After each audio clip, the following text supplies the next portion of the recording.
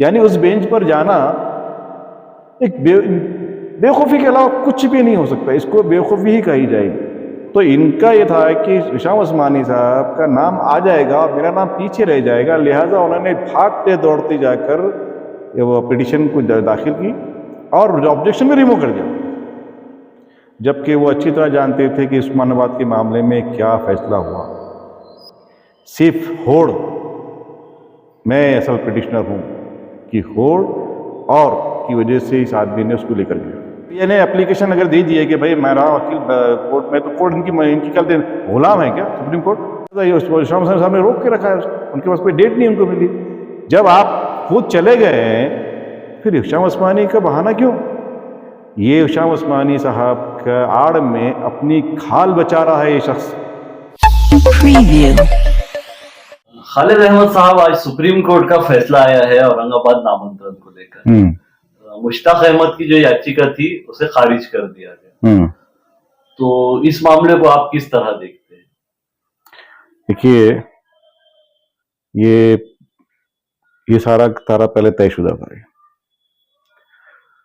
जब मामला high court में पिटीशन खारिज हुई थी और बॉम्बे हाई कोर्ट से, तो अक्सर लोगों से इन्होंने कहा, मुश्ताक ने, कि वो सुप्रीम कोर्ट में अपील नहीं करने वाले हैं। ये वही उसी तरह उन्होंने किया है जब उन्होंने औरंगाबाद के नाम के बाद 2022 में बिना किसी को बताए चुप चुपाते हुए टेरिटरी रिडक्शन को लात मारते हुए बॉम्बे हाई कोर्ट में पिटीशन फाइल की थी। ठीक है, तो इसी तरह ये भी है। अब जब ये दाखिल नहीं कर रहे थे तो एक ही आदमी कोशिश कर रहे थे, वो हिशाम उस्मानी साहब, जो पूरी तंदुही से, पूरी मेहनत से, पूरी लगन से, और खुसूसी भी इस बात की है उसके मामले में कि उन्होंने अभी तक कोई कलेक्शन नहीं किया और वो बिना किसी से पैसे लिए है वो सारी कोशिशें कर रहे हैं, सारा कुछ कर रहे हैं। वो बेचारा अपनी मेहनत से भी लगा रहा है, अपनी जान माल भी लगा रहा है और अपना पैसा भी लगा रहा है। तो वो तैयारी करे, उन्होंने तैयारी भी इतने बड़े लेवल पे की है कि उन्होंने मुझसे भी मेरे को पिटीशन ला कर दी, क्योंकि मैं औरंगाबाद तब्दील ना मुखालिफ कमेटी का सदर हूँ और मैं भी एक पिटिशनर हूँ। औरंगाबाद हाई कोर्ट में मैंने पिटीशन फाइल की थी और इनकी वजह से मेरी पिटीशन को हैंग किया गया है या रोकी गई हूँ। तो मुझसे उन्होंने तकरीबन, हमने जो है 5-6 घंटे हमारी उनसे डिस्कशन हुआ, इस बहुत लंबी तवील गुफ्तगू हुई। फिर इसके बाद इसके असल जो इस पिटीशन के असल जो वकील हैं, एडवोकेट M.A. लतीफ, 1995 से लेकर अब तक, हिशाम साहब उनसे भी मिले, मैं भी साथ में था। तकरीबन 2-2.5 घंटे की गुफ्तगू हुई।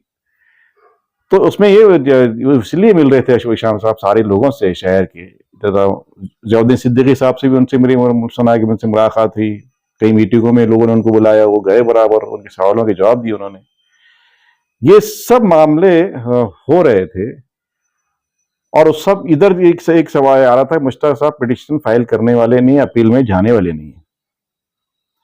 बहरहाल जब लिमिटेशन खत्म होने वाली थी तो उससे पहले हिशाम साहब ने अपनी पिटीशन, जो कई लोगों को दिखा चुके थे, उसमें कोई गलती वगैरह सब बताने के बाद वो पिटीशन उन्होंने फाइल की। और अभी उनका था कि भाई अभी अपन इसको बाद में देखेंगे, क्योंकि अभी जो बेंच है वो शायद अपने साथ इंसाफ ना करे। अच्छा, उनको खदशा था गालिबन उनके वकला को खुसूसन, इसलिए वो थोड़ा सा उसको उन्होंने दाखिल तो कर दिया था। अब दाखिल करने के बाद ये होता है कि उसमें कुछ कोर्ट ऑब्जेक्शन या रजिस्ट्रार ऑब्जेक्शन निकालते, भाई ये चीजें ऑब्जेक्शन है, आप इसको आप रिमूव करो। तो एक ऑब्जेक्शन का एक प्रोसेस है वो। तो हिशाम उस्मानी साहब ने उस प्रोसेस को पूरा ही नहीं किया। अगर वो ऑब्जेक्शन रिमूव कर देते तो उनकी पिटीशन भी बोर्ड पर आ जाती, या तो उन्होंने ऑब्जेक्शन को रिमूव नहीं किया, रहने दिया। इसी बीच जो है कुछ कुछ दिन पहले हंगामी तौर पर एक इत्तला मिली कि मुश्ताक साहब जो है तो चले गए सुप्रीम कोर्ट को। अब मुश्ताक साहब सुप्रीम कोर्ट चले गए और उन्होंने एक बात यहाँ पर बहुत हैरत अंगेज बात है कि जब आपको सिमिलियर मैटर में उस्मानाबाद के मामले में इसी सुप्रीम कोर्ट ने एक फैसला दिया है, जब वो फैसला हो चुका है तो उसी टाइप का उसी फैसले में वो कोर्ट अपने फैसले के खिलाफ दूसरा फैसला कैसे देगी? यानी उस बेंच पर जाना एक बेवकूफी के अलावा कुछ भी नहीं हो सकता, इसको बेवकूफी ही कही जाएगी। लेकिन चूंकि हिशाम साहब दाखिल कर चुके थे और इनको एमएलए बनना है औरंगाबाद का, क्योंकि इन्होंने 98 में एमपी बनने की बहुत कोशिश की थी, तो इसकी एक पूरी लंबी कहानी है, वो भी हम आपको बताएंगे इंशाल्लाह बाद में। बात कर रहे हैं आप मुश्ताक साहब की 1998 में रामकिशन बाबा पाटिल जब खड़े हुए तो ये उनके खिलाफ वोट भी खड़े हुए थे, तो ये खड़े हो चुके हैं। फिर उसके बाद ये हुआ कि वो एक्सपोज भी हुए और बाद में लोगों ने उनको कॉर्पोरेटर भी बनने नहीं दिया। तो इन्होंने जो किया कि चूंकि हिशाम साहब दाखिल कर चुके थे, लिहाजा पिटिशन अगर दूसरी कोई आती भी है तो सुप्रीम कोर्ट में ये लगेगा हिशाम उस्मानी एंड अदर्स। इसलिए उन्होंने, मैं पिटिशनर हूं, हमेशा बोलते हैं ना पिटिशनर है, हालांकि पिटिशन तो हमारे टाइम पे बच्चों ने औरंगाबाद पर रीनेमिंग कमेटी पिटिशनर थी, ये तो सिर्फ साइन किए थे उन्होंने, पिटिशनर तो कमेटी थी। जिस तरह औरंगाबाद 2023 में जो हमने दाखिल किए थे उसमें Aurangabad renaming committee through president मैंने साइन की थी।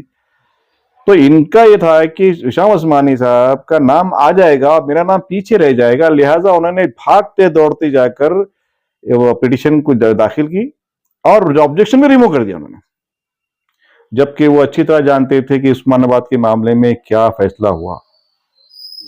लेकिन सिर्फ होड़, मैं असल पिटिशनर हूं कि होड़ और की वजह से इस आदमी ने उसको लेकर गया। अब आइए जब आते हैं यहां पर, औरंगाबाद में इनकी पिटिशन लग गई, ऑब्जेक्शन रिमूव हो गए, इनको हियरिंग की डेट मिल गई। इन्होंने सीनियर काउंसिल क्यों नहीं लगाया? कपिल कुमार सिब्बल जो हमेशा हमारे 95 में जिनको हमने लगाया था, हाफिज अब्दुल अंसारी साहब के जो सदर थे, हाफिज अब्दुल अंसारी साहब के साथ जाकर जमीर इलियासी साहब जो आइमा मसाजिद के ऑल इंडिया के सदर थे, उनकी वजह से जो कपिल कुमार सिब्बल को लगाया गया था, वो कपिल कुमार सिब्बल तो बहुत बड़े वकील हैं, पहले भी थे अभी भी, अब तो बार काउंसिल के सदर हो गए हैं। तो फिर जब वो इतना बड़ा वकील था तो आपने उस वकील को लगाया क्यों नहीं? आपने एक छोटा मोटा वकील एडवोकेट ऑन रिकॉर्ड, जिस तरह 95 में हमने advocate on record mister and missus Khamruddin को लगाया था, उसी तरह उसके बाद कपिल सिब्बल को लगाया गया था। तो फजल अंसारी जो एक मामूली एडवोकेट ऑन रिकॉर्ड है, अब खास बात यह है कि फिर वो सीनियर काउंसिल लगाया क्यों नहीं गया भाई? सबसे पहली बात, जब आपको इतनी जल्दी थी तो आपने सीनियर काउंसिल की प्लानिंग क्यों नहीं किया आपने? अब हयात और हैरत अंगेज बात सुनिए बात, यानी कि कैसा लगता है कि साजिशों का किस तरह घेरा तंग किया गया है। उस तरफ कपिल कुमार सिब्बल को हटाया, मतलब उनको लाया नहीं गया।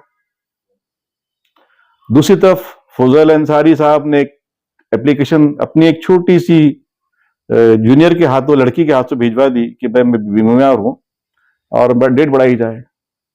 आपने बोर्ड पे लाए ही क्यों थे? डेट बढ़ाने की नौबत आई आपको।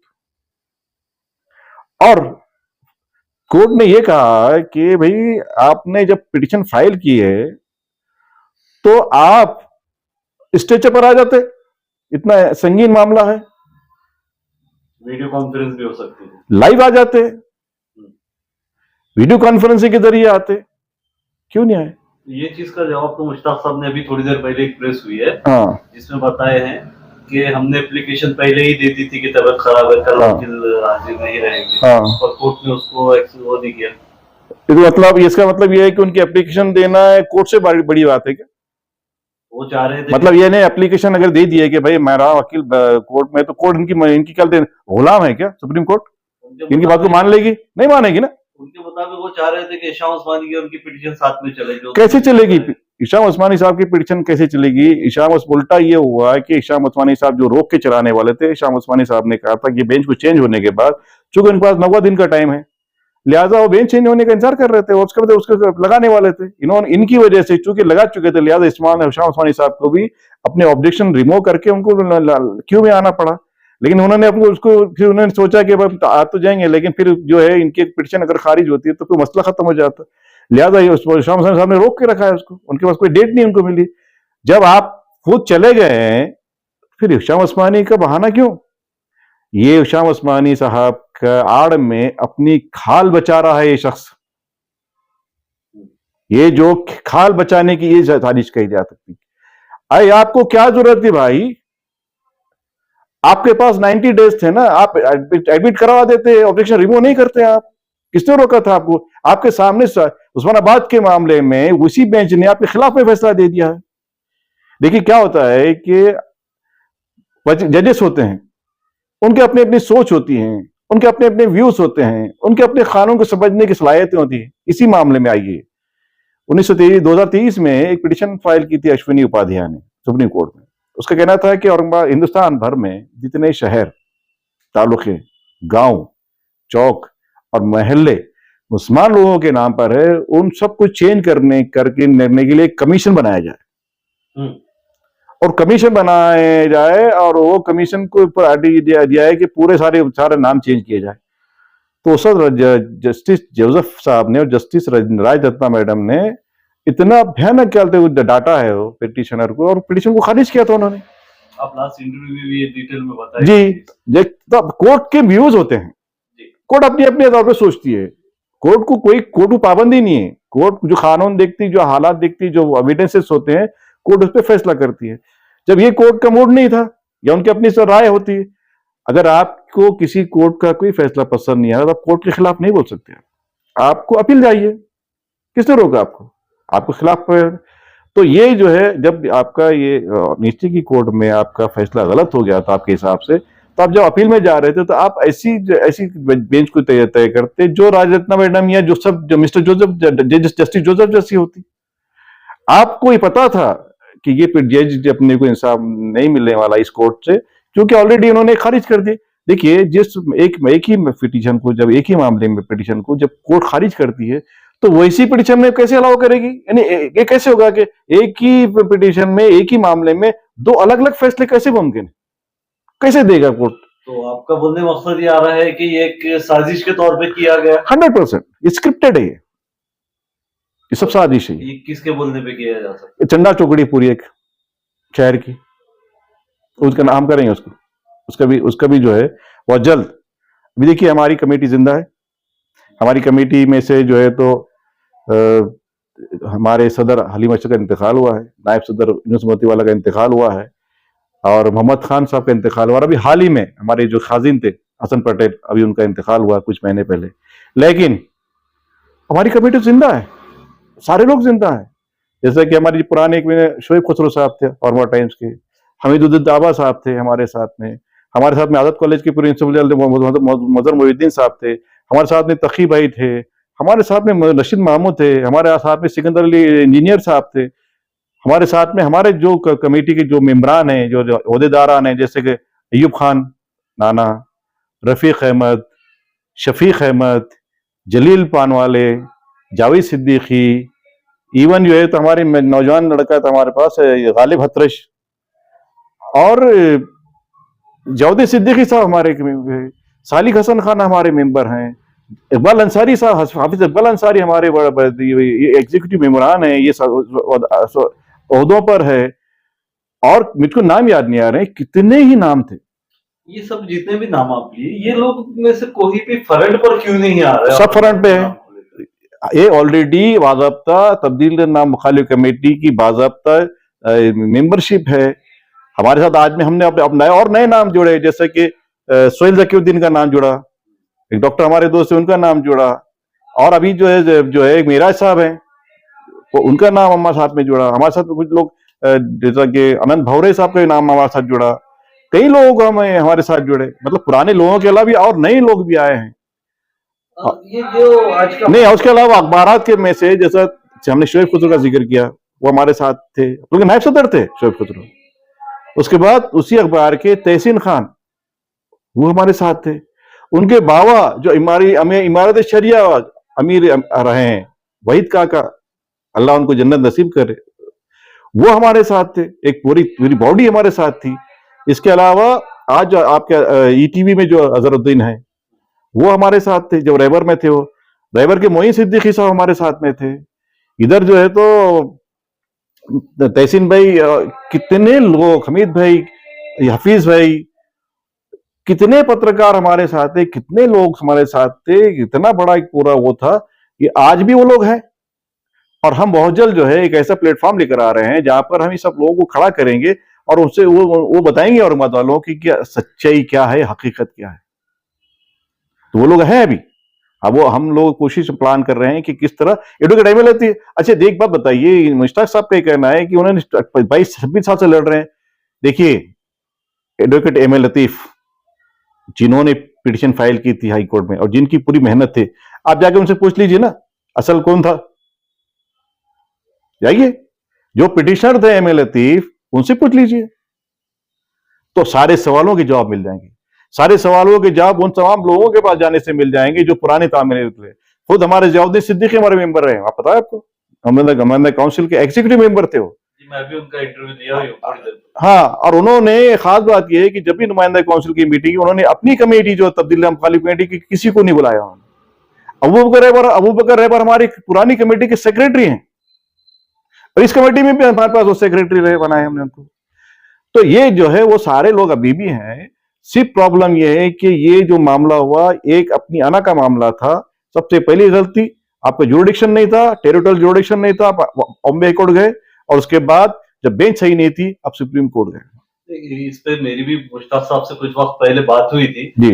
उनका बोलना यही था कि मैं इस पे कर सकता हूँ, मुझे हक है, संविधान ने मुझे हक दिया। क्या वो तो उनका हक है ना, कोई भी पिटीशन डाल सकता है, वो तो जा सकते हैं। हाँ डाल सकते हैं। फिर उसमें ऑब्जेक्शन क्या होना चाहिए? कौन सा ऑब्जेक्शन? मतलब उनकी मर्जी थी, उन्होंने नहीं, देखिए मर्जी पे नहीं होता। आप मर्जी थी, देखिए और डाले लोगों ने, मोइन इनामदार ने डाले, अपने लेवल पर डाले, ठीक है। अब्दुल वाहिद साहब ने डाले, उन्हें अपने लेवल पर डाले। अंजार खादरी ने डाले, वो अपने लेवल पर डाले। लेकिन मैंने नहीं डाला, मैंने औरंगाबाद इनिम कमेटी के नाम से डाला हूं। उसी तरह मुश्ताक साहब भी जो है तो एक बाकायदा कमेटी के नाम से डाले जा रहे हैं। और अभी तो एक हैरतअंगेज बात तो यह है कि उन्होंने कभी लिखते हैं कि औरंगाबाद नामांतर विद्रोही संघर्ष समिति, कभी कहते हैं कि औरंगाबाद एक्शन कमेटी, और अब तो नया शुरू हो गया उनका कि उन्होंने महाराष्ट्र नामांतर विरोधी कमेटी समिति का परचम लहरा रहे उन्होंने। आपको हैरत होना चाहिए, मालूम होना चाहिए। और उसकी उनका ही कहना है कि अब हम जितने लोग नाम चेंज कर रहे हैं उन सबको मदद करेंगे। कैसी मदद करेंगे आप? क्या उनको ये बॉम्बे हाई कोर्ट भेजकर ये कानूनी मदद करेंगे आप? बेंच आपके खिलाफ है लेकिन आप वहां खड़े हैं, जाके खड़े रहेंगे। आप जब खुद खड़े रहे तो इनको क्या मदद करेंगे आप? कितना झूठ बोलोगे, कितना वर्गलाओगे, कितना लोगों को तकलीफ दोगे यार? क्या क्या कर रहा है? कोई एक चीज पे रुको आप। खैर चलिए छोड़िए, हम बहुत जल्द जो है सारे हक़ाइक़ को सामने ला रहे हैं। हमारी पूरी कमेटी वापस आ रहा लोगों के सामने आएगी और हम बाज़ाब्ता फिर एक बड़ी प्रेस कॉन्फ्रेंस लेंगे और उसके अंदर सारे मामले को सबके सामने उजागर करें, सारे सबूतों के साथ में। तो उस जमाने की हमारे पास सारी कटिंग्स हैं, उस जमाने के सारे कोर्ट के पेपर्स हैं, वो सब एक्टिविटीज जो हमने की थी वो सारा हमारे पास है और हम उन लोगों के सामने पेश करेंगे। हमारे साथ दोस्तों एडवोकेट एमएल लतीफ भी होंगे, हमारे सारे मेंबरान होंगे और इंशाल्लाह हम झूठे को घर को पहुंचाएंगे। ये सब मामले में एक बात निकल कर रही है सर कि ये लड़ाई मैं की क्यों हो जा रही है?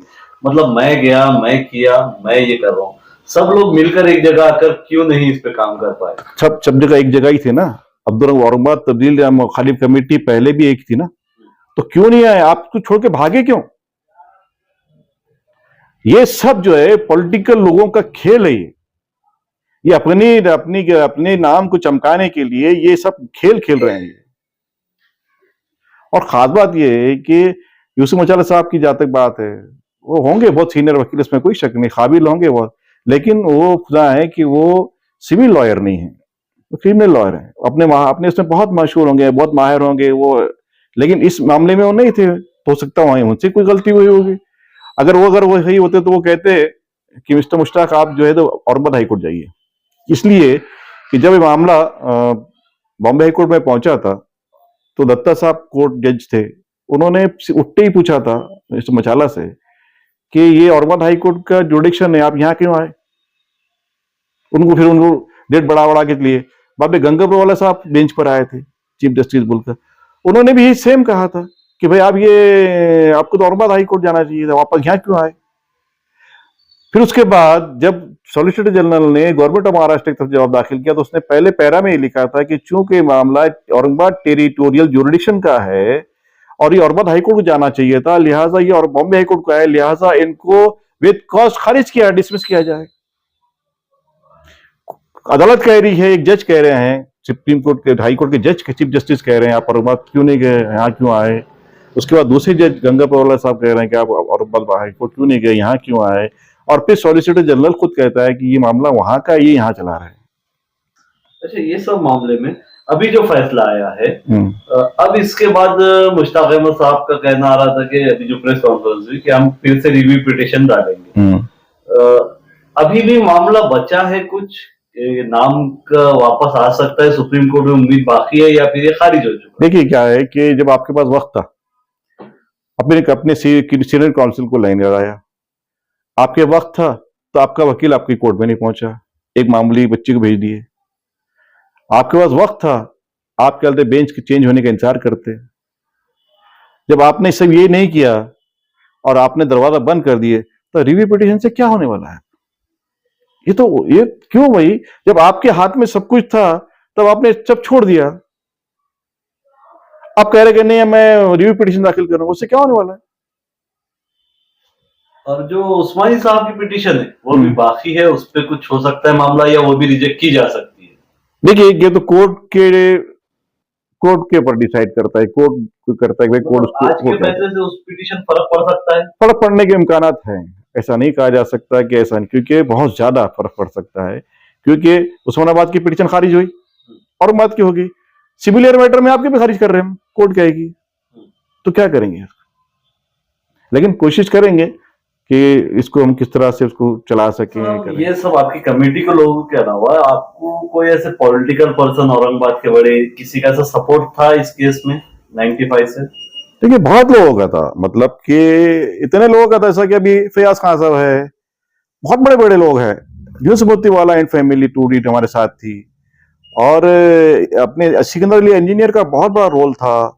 हमारे सारे लोग, मतलब उस जमाने के सारे लोग थे। बल्कि इस बार तो कैसा हुआ कि एक और नाम जो छुपावा नाम है, अपने जो लोगों को नहीं जानते, कि एक आदमी बहुत पीछे रह के बहुत काम किया उस आदमी ने औरंगाबाद के नाम के लिए, लेकिन ये और बॉम्बे में चलने की वजह से वो बेचारे कुछ नहीं कर सके। उनका नाम है मौलाना खदीर साहब, खदीर मौलाना। और मैंने जो है, हम लोग दिल्ली भी गए थे, वहां पे हमने कई वकला से इस बारे में गुफ्तगू की थी कि कैसे हमारी जो पिटीशन औरंगाबाद में रुकी हुई है तो उसको सुप्रीम कोर्ट से हम डायरेक्शन ले सकते का। तो कई लोग हैं, लेकिन अभी हमारे साथ में मौलाना अब्दुल खदीर साहब का बड़ा रोल रहा। लेकिन उन्होंने, और देखिए कितनी कैसे लोग हैं कि जो लोग पीछे रह के काम करते ना, जो नाम नमूद नहीं चाहते, वो उनमें से खदीर मौलाना है। और जो लोग चाहते हैं नाम नमूद, वो देखिए आपके सामने आ गए।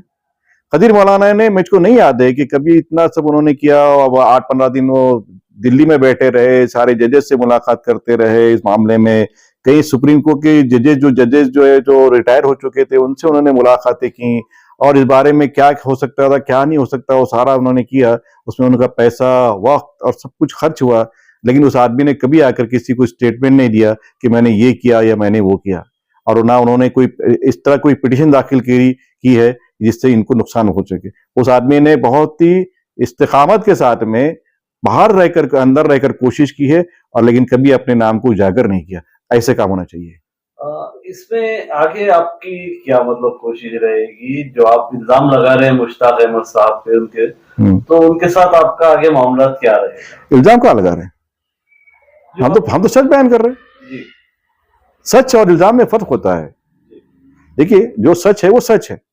हम तो आपको ये कह रहे हैं ना कि हम बहुत जल्द ये सारी चीजें सबके सामने सबूत के तौर पर पेश करेंगे। हमारी कमेटी में जब हम आएंगे लोगों के सामने, तो हमारे साथ में शुएब खुसरो भी होंगे, हमारे साथ में नायब सदर थे वो, हमारे साथ में अयूब नाना भी होंगे, हमारे साथ में अबूबकर रहबर भी होंगे, हमारे साथ में शेख जलील भी होंगे, हमारे साथ में अभी हसन पटेल तो बेचारे नहीं रहे, इंतकाल हो गया, रफीक अहमद भी रहेंगे, शफीक अहमद रहेंगे, फवाद सिद्दीकी रहेंगे, जावेद सिद्दीकी रहेंगे, अपने जो है तो गालिब बिन हतरज भी रहेंगे। कितने लोग हैं, शहर के तमाम मशहूर सारे लोगों के साथ हम रहेंगे।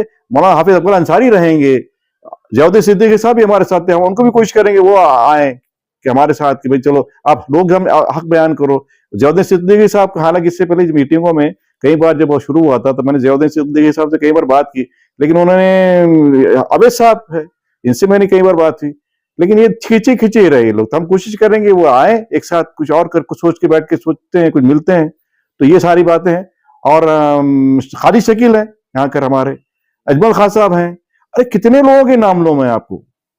और अभी ये था इनकी, आपने कहा था इस पहले कि इनकी कमेटी है, तो अगर मुश्ताक साहब की कमेटी है, कोई इल्जाम में लगा रहा हो, तो मुश्ताक साहब अपने उस दौर में उनका किसी अखबार में कोई नाम छपा हो, या उनकी किसी प्रेस न्यूज में उनका कहीं नाम रहा हो, उनके नाम से कोई एप्लीकेशन हुई हो, उनके नाम से किसी जो है तो जो कॉर्नर मीटिंग है उसकी परमिशन मांगी गई हो, या उनके नाम से कोई पोस्ट कार्ड भेजा गया हो, या उनके नाम से उस जमाने में कोई टेलीग्राम जो भेजे गए तो टेलीग्राम भेजा गया हो, या उनके नाम से कोई क्या कहते ऑब्जेक्शन जो गवर्नमेंट ऑफ महाराष्ट्र को दाखिल किए तो वो ऑब्जेक्शन दाखिल किए, ऐसा कुछ है तो बताए ना।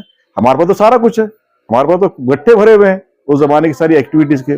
लिहाजा हम इल्जाम नहीं लगा रहे, हम सच बयान कर रहे हैं। अभी तो सिर्फ सच, अभी तो सब सच बयान कर रहे हैं, बहुत जल्द हम इस सच को लोगों के सामने रख देंगे इंशाअल्लाह।